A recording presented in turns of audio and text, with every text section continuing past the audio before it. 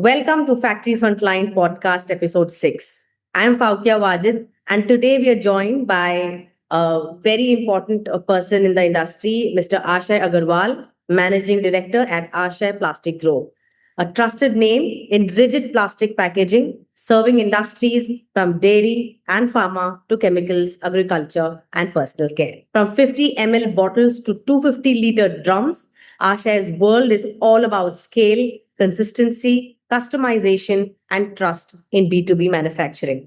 Let's get into his journey, his leadership, and what it really takes to build a serious packaging business. Hi, Mr. Ashay, how are you? Hi, Faukya. Thank you for having me. Great. Please tell us about your work, your company. Let the audience know and have a quick introduction about you. Yeah, so we are Asha Plastic Group. We are into the manufacturing business, we are into the plastic business, we are into the packaging business, and we are in the trust and brand building business. You would ask how it is a trust and brand building business? Yeah, I understand. So, a packaging is always the first salesman, salesperson, or any sales asset that you have. It takes your brand to the customer.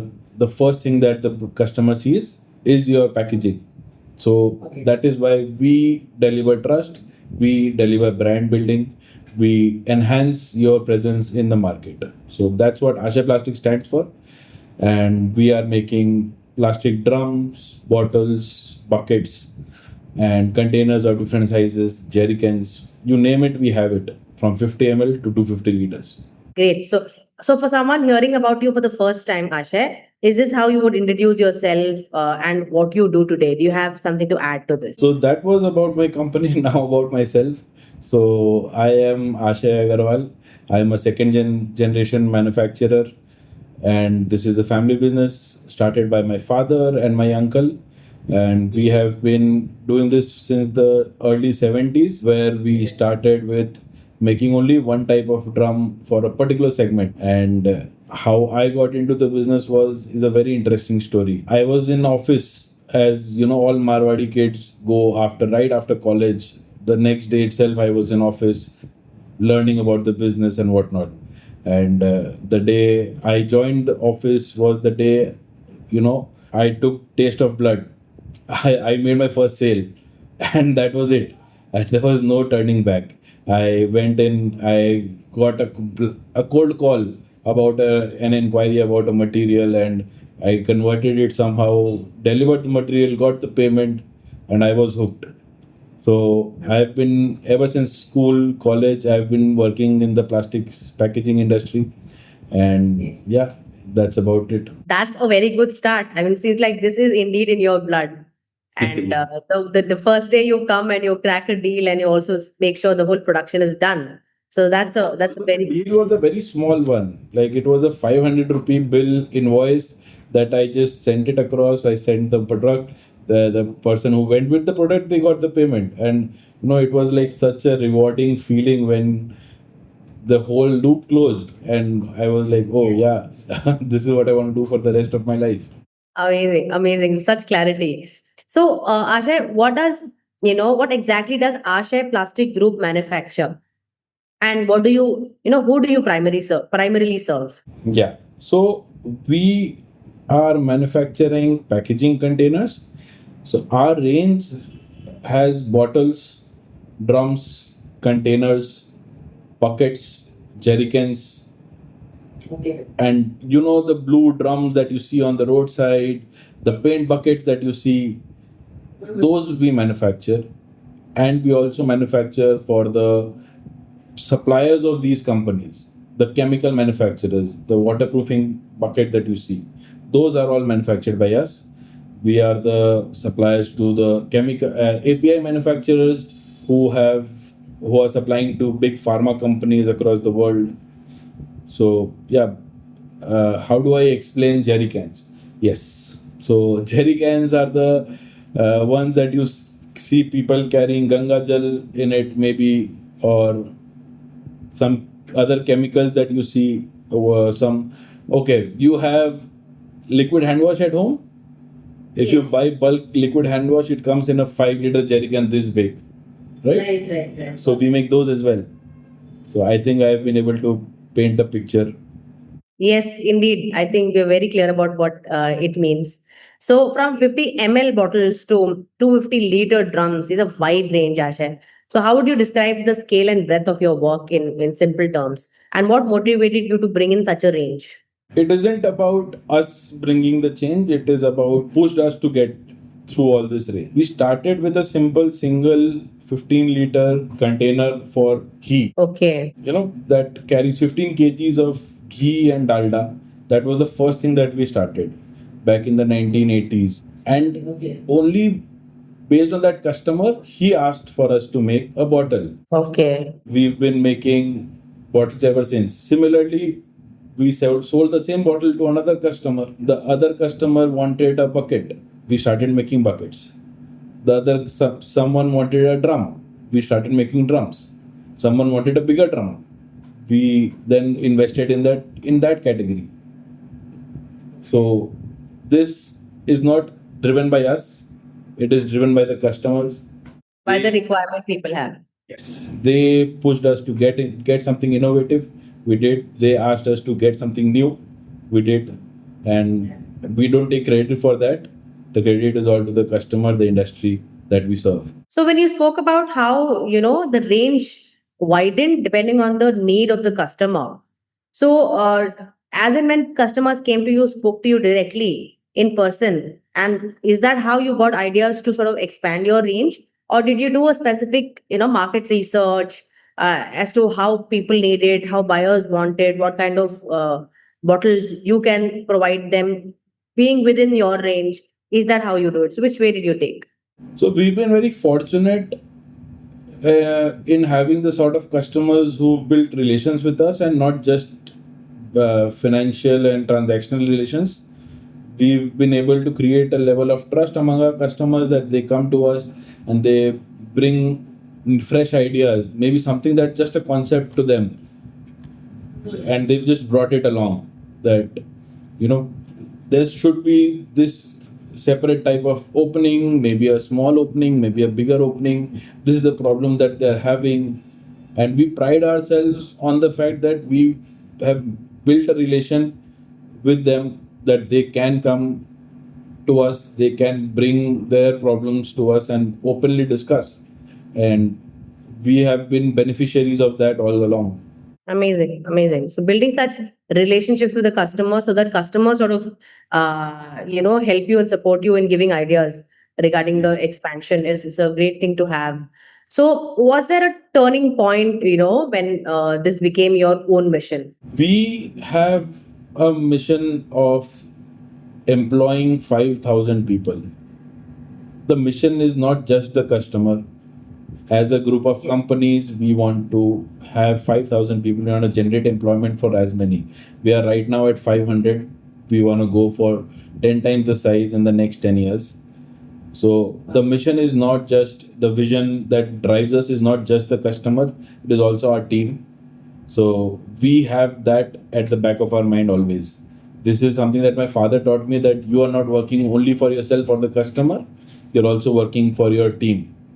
And the day I internalized it, I've heard it for a long time, but it was not very long back when I internalized it and I understood that we as owners have a responsibility not only to the customers but also to our team. That was one turning point in my life when I realized that I need to make my company, the group, much bigger so that I can have the opportunity to serve so many people, have put food on so many people's plate.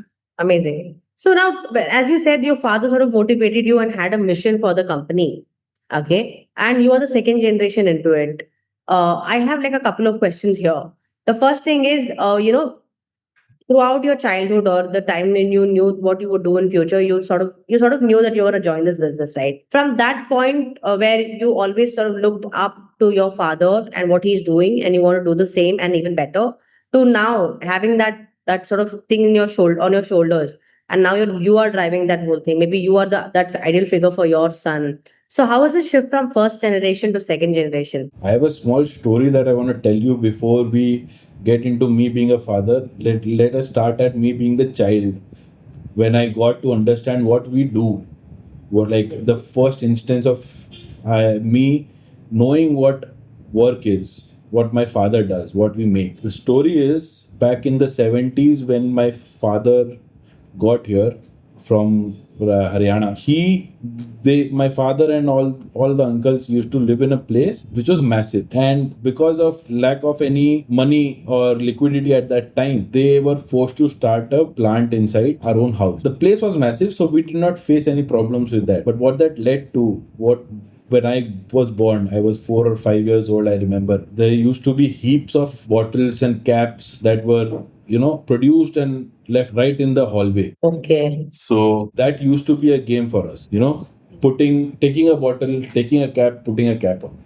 Our father used to, like uncles used to give us the job of putting on 100. Whoever did it the fastest would get maybe a chocolate or maybe some prize or just a praise. And that is when I understood what we do. At the age of 4. At the age of 4 or 5, I don't, it's like a very vague memory, but that's a very core memory to me. I have always kept that thing inside me that is when I knew. Coming back to when I joined the business, as I told you, I have had killing experience just the first day of business. First day, like I'm not a businessman at that time. I'm just a student who's come just to have some smoothie, some snacks at the office because I was nearby, and every day I used to come just as a way of not going home. So, and the first day I cracked a deal. Now my father passing the range to me, that happened organically. I have been very actively involved in the business, and as a second generation, you have to take the reins, pull on it, maybe tug at it. Maybe sometimes they don't want to give it to you. It happens, and that is something that even I went through. Me and my brother both, we were not being able to understand what was happening. We were told what to do. Sometimes we were not able to get what we want. Sometimes we got what we want. It was a roller coaster of a ride that got us here. Now that I have the reins in my hand to some extent, and with him holding it somewhere at the back, so yeah, that's still there. And now I see myself as someone who doesn't want to give the reins to my son. Okay. I don't want to give it to him. I want him to maybe earn it or fight it, not the way that I did, not as an entitled person, like this is all I know, this is all I want to do.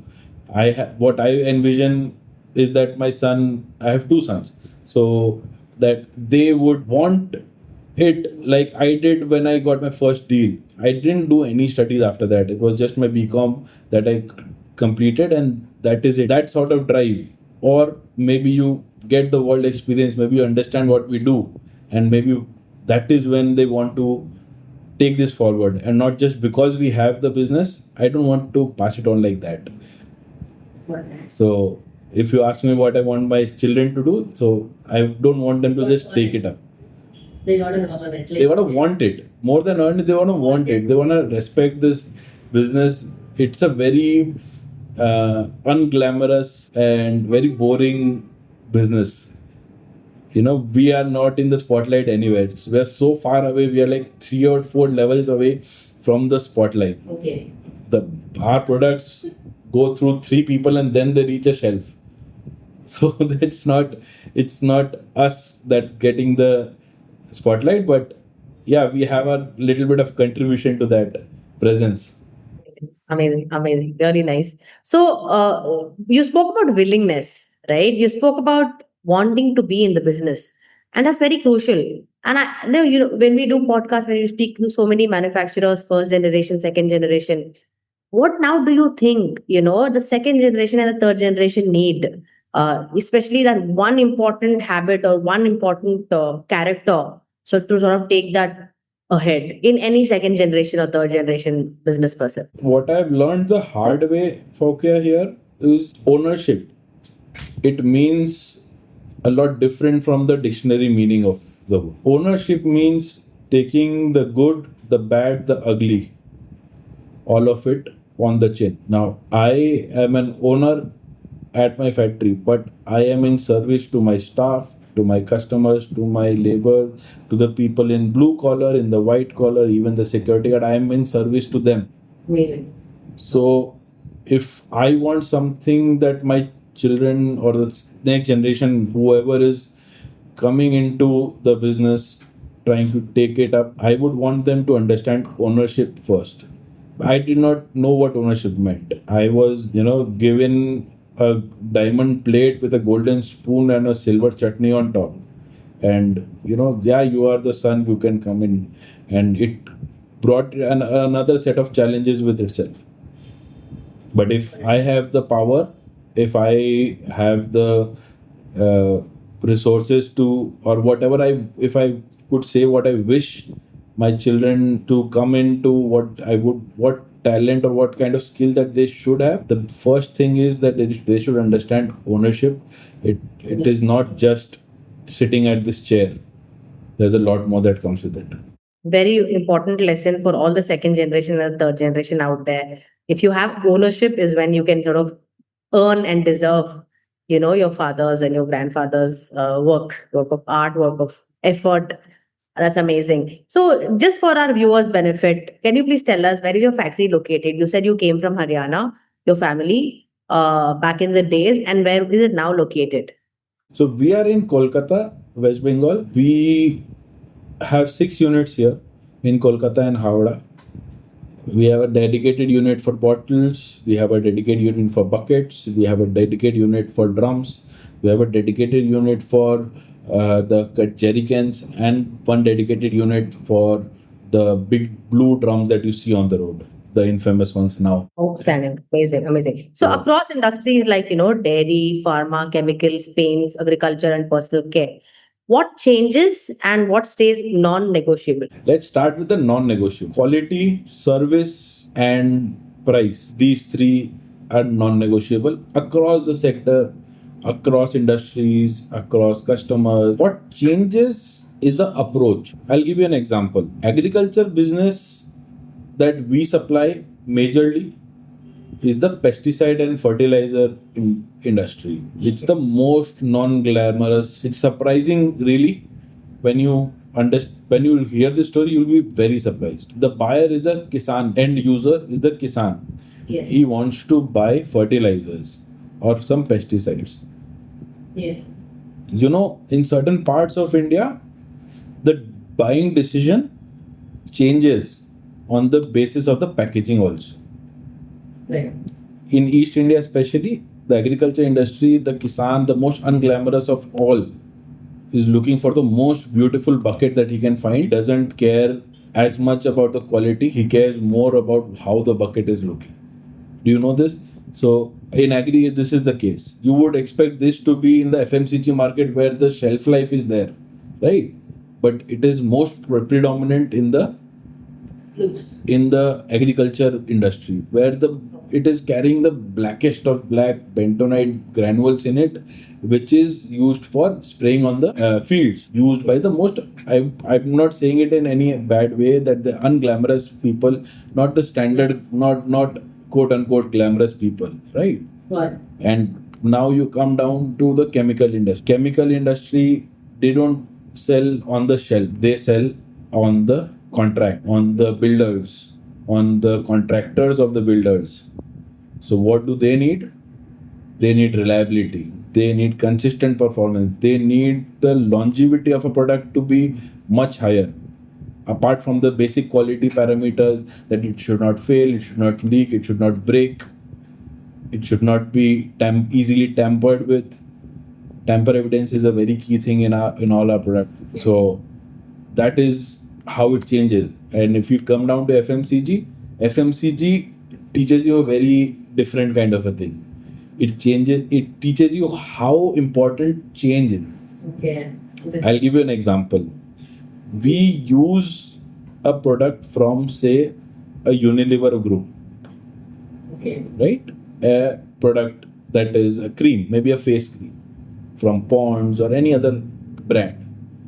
It takes on less than 2 months for the entire packaging to be duplicated by non-branded players. Less than 2 months. So if Pond's has launched a different container today and you are buying that, thinking that it is Pond's, Within 2 months, the points container will be duplicated by n number of non-branded players, and they'll be using the same thing, maybe with minor tweaks. So Right. now Ponds has to innovate. Ponds has to change its packaging, maybe the color, tweak the color a bit, so that people can recognize that it is the original Ponds and not a duplicate or a non-branded cream. Yes. Yes. Do you know the Goodnight mosquito repellent? Yes. Yes. Anecdote from your life: if you use that, you would not find the refill for an old mosquito repellent machine. Okay. You would not find it anymore. You know why? Okay. Because profits that Goodnight has from the refills is much higher than the cost of the machine from every refill. So the machine, they can give it to you for free every time, and they are just changing the thread inside, the small design tweaks that they're doing, and it is changing every 3 to 6 months. Can you imagine? Every 3 to 6 months they are willing to invest in new molds, in new designs, in new colors, everything they want to change. They don't care about repeatability. Okay. So different sectors have different things. Because they want the customer. Again, the customers cannot, so their competitors would start making that same thread, same design, so that their refill sell. They'll keep it a few rupees cheaper, and then the machine will be Goodnight, but the refill might be of some other brand. Maybe Mortine has that same thread now. So now your refills would not be so selling, na? Goodnight refills will not sell. Right. That's a So very Goodnight good insight. Yeah. Yeah, so we have been going through this exercise over the past 30 plus years. My dad has been separated from the like it was a very big joint family business that we had, and there were four brothers and their 16 children. They were all working in the same company and trying to make it grow. But as and when the time changes and we need to take our own way, so my dad and uncle took their own way in the 1992, and that is when we started Asha Plastics as a company, and now it is a group. We have few companies under. Amazing. Really nice. Really nice. So, Asha, how do you balance scale and customization without losing consistency? So it is a muscle that has been exercised for the longest. Okay. It comes as a challenge, first of all, to keep that consistency alive Okay. across customer segments. Doesn't matter. Only reason why we are surviving till now is because we've been very consistent, very deliberate in our consistency.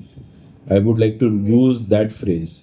We've been very deliberate in our consistency. We've made sure that our standards are met. They say if you don't move with the change, it'll change you. Right. So we've just ridden the wave of change, and कितना बदलना है नहीं तो फिर जमाना बदलेगा. ज़माना बदल देगा आपको. It will change you. So we have been at the forefront of quite a few technologies. We can't be at the forefront of every technology that comes around, but Right. quality is something that we have been able to supply across the board for the past 30 odd years.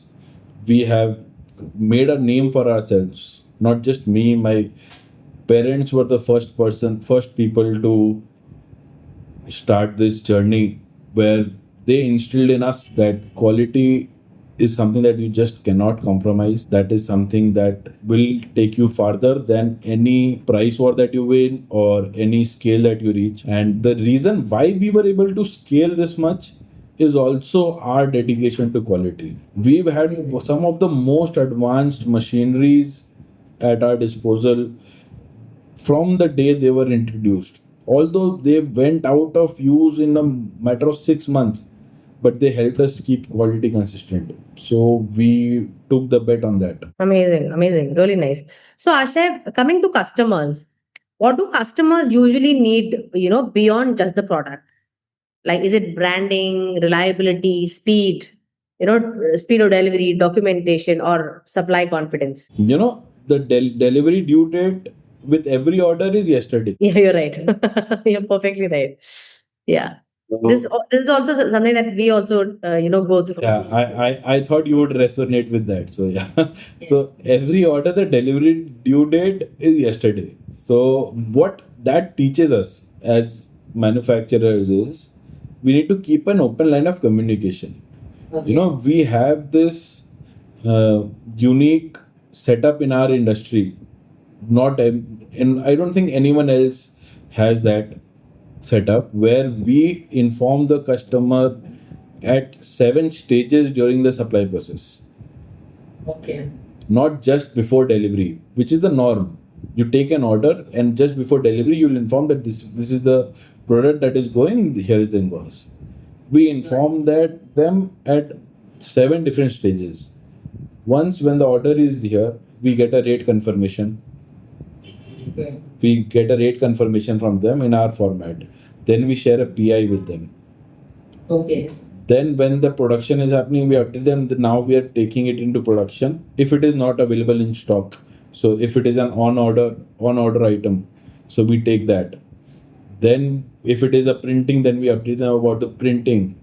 Then we update them about the loss of printing also. Then when it is packed, and then when it is loaded. So there's 7 different times that the customer is getting that information. Wow. So That's this a good lesson to be. yes. So if we don't do that, then the customer doesn't feel that the work is being done. The validation is very important that yeah, your order is there, very important. It is very important for us. We are just updating you when yeah, you've given the order, but we've not yet put in our system, so you might not know. You've given the Faukia has given us an order and the due date is 7 days from now. Right? Right. In a standard process, that 7th day, Faukia is gonna call, hello, where's my product? And we'll say, oh, I forgot. I'll just get it done in the next 2 days. Reliability is what sort of works here, right? Faukia is waiting. Because I rely on yeah. Yeah. So reliability is a very small word for what we do. It's not just you are dependent on me, right? The Okay. customer is dependent on me to pack. His product might be ready. If the packaging is not there in time, they'll not be able to process any further. We are at the heart of that supply chain. We are the base of it. We are the first thing that they need once the product is ready. Got it. So very strong communication and more often over communication to keep the customer and the buyer satisfied with the process. And also less angry. If they know what is happening, they're less angry. So yeah. Yes. Now they know that it is being printed. So yeah, they'll say, "Arey, printing abhi kar rahe ho? Why are you not sending it today?" At least they'll not ask us ki maal kahan hai seedha. You know, where is the material? They'll not ask. They'll ask ki, "Arey, aaj printing kar rahe ho?" So the tension is already there. They know that it is happening, na. Yes. So if I tell them that na aaj printing hoga, that raises the temperature. You know, it boils up. Arey, aaj printing ho raha hai. Now you're telling me. So we make sure that we पहले ही बता देंगे अरे आज हो रहा है. Speaking about printing, how important are custom branding capabilities like silk screen printing, heat transfer labeling, and packaging presentation in today's market? Like I told you, we sell your brand. We are the first point of contact between your customer and your product. We are the first intermediary. We are the package. Your customer will see us first. And whatever they see first is the first impression, right? And the first impression is always the last impression. Last impression. We always advise our customers. We'll not say that we always do it. We always advise our customers to spend a bit more time, effort, and money into the design of the package. Correct. Some print, yes. So there are quite a few options that we can provide in certain segments, like for drums, for jerrycans, for bulk packaging, we might not be able to give a lot of options. But for buckets, we have 3 different options: silk screen printing, heat transfer label, and in-mold label. So I'll explain the 3. Silk screen printing is you take the bucket and you heat it up and then you put ink on it dot by dot. You know pixels in a screen? Yes. So they're as small as pixels in a very high definition monitor or a TV, very small. And when the dots fall alongside each other, maybe some on top, it forms a picture. Whatever your brand is designed to do. The next is heat transfer label and IML in mold labeling. Heat transfer label, you get your labels pre-printed and you put it in a machine and you put it on the bucket. Silk screen printing can be washed off with water, acid. Over a long time, it will fade away. Okay. Heat transfer label is a bit more difficult, and in mold label, it will never come out. It stays with your product all as long as it is in use. Got it. You know, one very unique thing about our packaging, the rigid plastic packaging, it is never a single use product. So in our line especially, the emphasis on the design, the branding is much higher because it lasts much longer. It has a very large life cycle. Your customer, he then reuses that container and then he gives it to someone who uses it. Maybe he throws it away. Then the rack pickers pick it up. They use it. So it Right. goes through a lot and your name is visible everywhere. Got it, got it, got it. So as you spoke about, the reuse and how the name is being, displayed everywhere. Can you throw some light on sustainability? Like sustainability and compliance are bigger conversations. So how are you thinking about food grade materials, recyclability, and EPR compliance? EPR is extended producer's responsibility. Okay. The government over the past few decades has tried to curb plastic production, vilified plastic as a whole. The whole plastic industry vilified. But they've come to the realization that plastic is a very key part of our world, cannot be excused, cannot be replaced yet, and cannot be done away with. With that in mind, the new laws have come in where we as producers of plastic, as a molder, as a processor, big companies who are making plastic pellets like Reliance India, Indian Oil, Haldia Petrochemical, these people are making plastic. The whole responsibility is for us to procure not only new plastic but also something that has been consumed. Interesting. So the name for that is PCR, post-consumed recycled plastic. Lovely. Interesting. Very interesting. So what that means is after the life cycle of a product is done, you bought it, you used it, you gave it to someone as just a giveaway, maybe you sold it. That goes through a life cycle where someone buys it, throws it away. Then it is then used again and again and again. And when it is about to reach the end of the life cycle, it goes to the trash.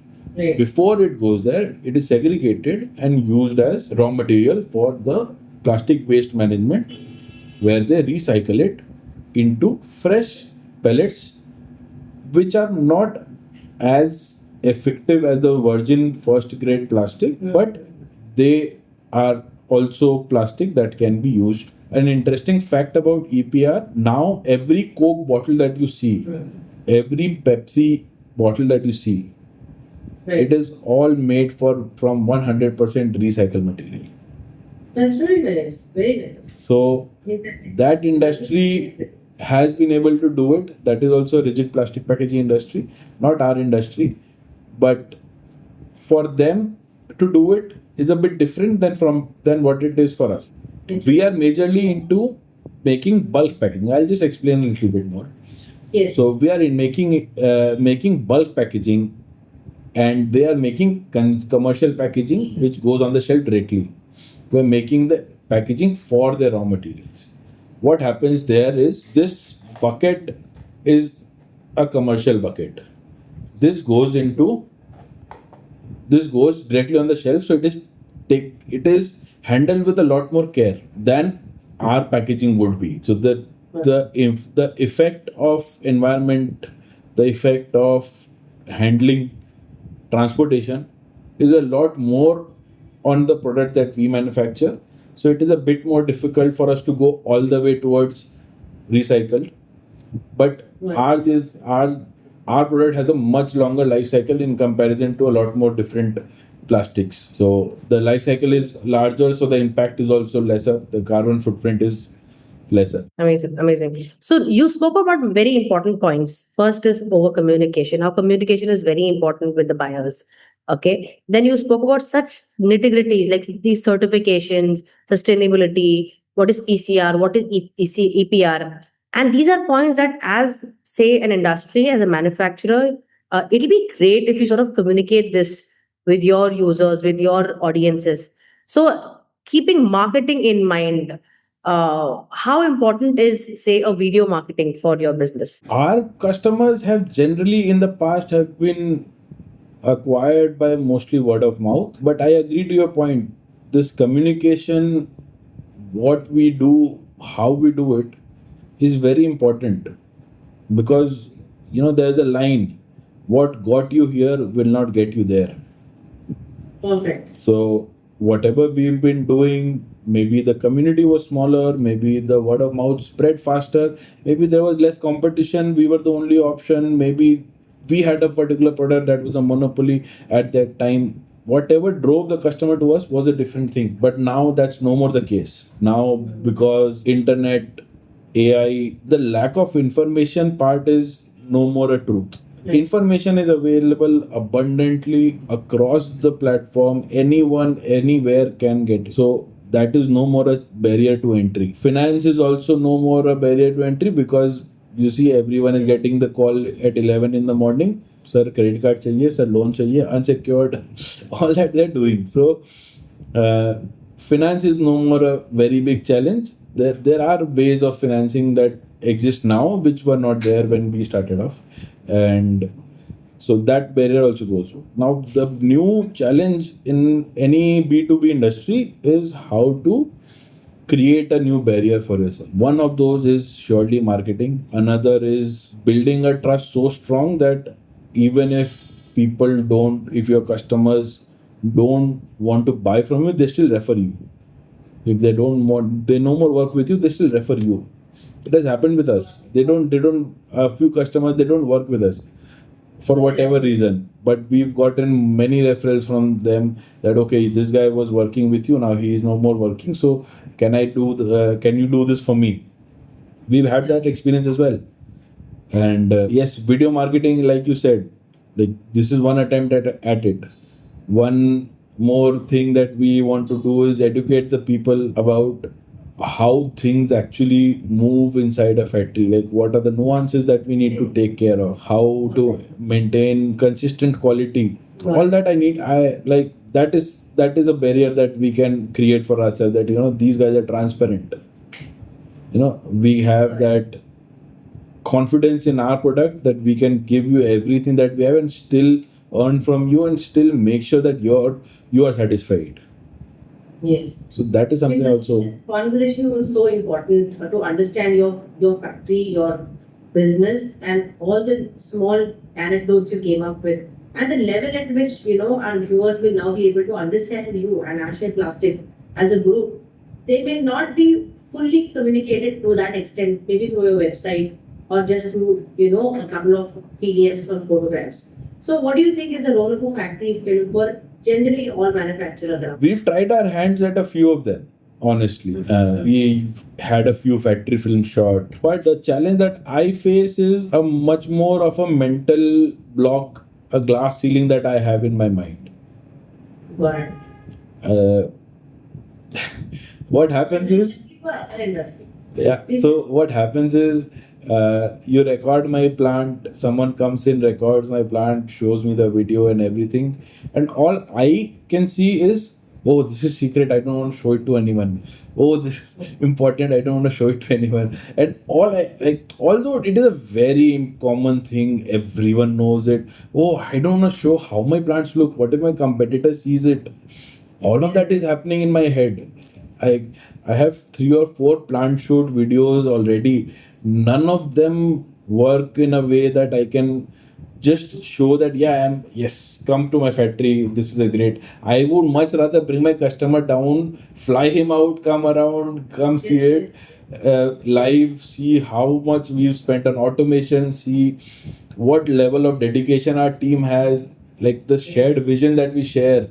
A few days ago, my team using AI made a whole flow chart for the sales process, and with so much pride they put the company's name and everyone departmental wise, they signed the whole sheet, and then they've just ordered it to be made in a wallpaper.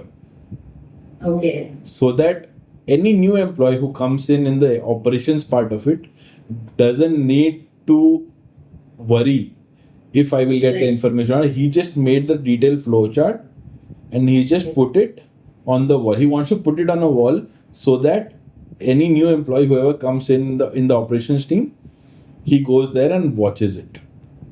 Right. Just sees the whole process. So any question he has, he knows where to go, who to ask, what form to fill up, and where I'll get the FAQs of it. All of that is there in that sheet, in that wallpaper itself. I mean, it's So just part of communication. yeah. It internal communications, and the team has grown with us for the past 15-20 years. One guy in our company, he used to take me on his shoulders to my school. He's been with us for so long. Now he is like, we've had legacy built in. Amazing. So you spoke about legacy. This is going to be like my last two questions. What do what do you want Ashay Plastic Group to be known for in the next 5 to 10 years? I need to think about this. We've foyed into so many different categories, each having its own USP, maybe something. But if I sum it up, it is more like a house of innovation, a problem solving company. It doesn't need to be massive. I don't want it to be 50,000 crore, 100 crore, 10,000, 1 lakh crore. I don't want that kind of, but I want to be known as a problem solving company, a group where you go with your problems, you can feel free, it's a safe space for your issues. Amazing, amazing. And personally, what do you want people to say about Ashay Agarwal as a business? I have been brought up in a Marwadi family where roasting is a daily affair. Across parents, grandparents, siblings, children, everyone is always in a mood of roasting each other. Okay. Our compliments come with a backhanded slap. So me expecting anything for myself is kind of out of question. But yes, I am working towards being that person that anyone can call for any kind of packaging issues that they're having. Right now, the industry is filled with jargons and blockaded by big names, tough to understand. Blow molding, injection molding. Wow, it sounds very heavy. It really is not. Yes. It really is not. So, just maybe I can be an educator or maybe just a problem solver. Again, the safe space. It's very core to me, my brother. We want to be the first person that anyone with any packaging issue just gives us a call, and it just I think blows our mind. It just it energizes us like anything. When someone just says, "Arey, arey, issue hai, kuch dekhna," and it's like a Red Bull right in my veins. It just gives me wings. I think you will be a very good, content creator also because you just really love speaking anecdotes, explaining things, helping out people. I get those vibes. So, even if you have your channel and you sort of make a lot of content regarding your industry, about plastic manufacturing, about being a business person, there are a lot of people who would want to get, information on this. So, thank you so much, Ashay. Thank you for joining us on Factory Frontline podcast. This conversation was a great reminder that in manufacturing, real trust is built through quality, consistency, scale, a long-term reliability, and most importantly, as you said, ownership. I think everyone who's there, second generation, third generation, even the first person, if you take ownership in any industry you're in, you'll be flying. And that's a great takeaway from you. Over communication, communicating to your buyers at about every step of the process sort of brings the buyers at peace that yes, my manufacturer has taken me seriously, and he's there out there passionately sort of helping and trying to deliver what I've ordered for. So to everyone listening, thank you so much for being with us. Thank you, Ashay, for joining us and sharing all the beautiful insights. What do you have to say, Asha? It was a great conversation, Faukia, and I'm very grateful for this opportunity to be on a podcast with you. It's something that I have ingrained right on the top of there. The camera can't pan to it, but I have blessed written right there.